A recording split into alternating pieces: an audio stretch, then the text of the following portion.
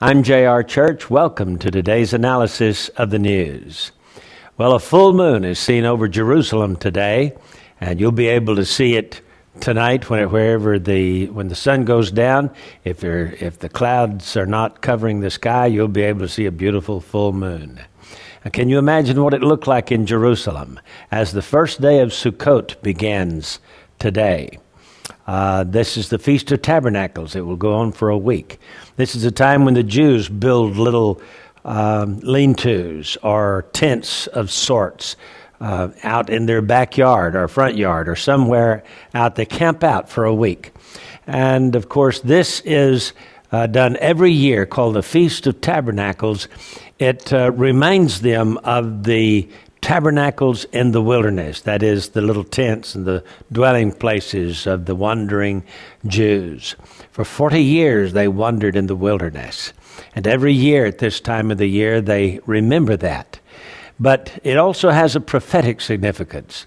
It looks forward to the future when Jesus will reign over this earth as King of Kings and Lord of Lords for 1,000 years. This is our Feast of Tabernacles. It will be followed then by the holy city, New Jerusalem, coming down from God out of heaven, as described in the last chapters of the book of Revelation. That's our heaven. We're going to live there forever and ever. But our Feast of Tabernacles, which is just for a little while, will be 1,000 years long here on earth. It'll be utopia at last. No war. Can you imagine? The economy will never falter as it does from time to time here.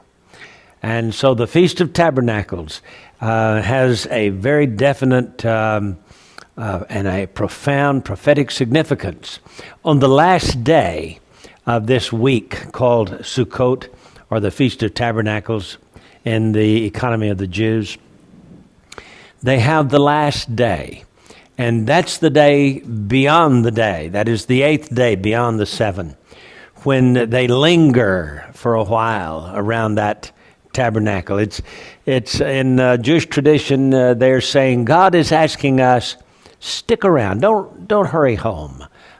Stick around with me for another day. And of course, that represents the eternal day, the day that shall never end. So following the 1,000-year reign of Christ on this earth, there will be an eternity to enjoy, as typified by the 8th day, the day following the 7 days of the Feast of Tabernacles. We don't know exactly when the millennial reign of Christ will begin.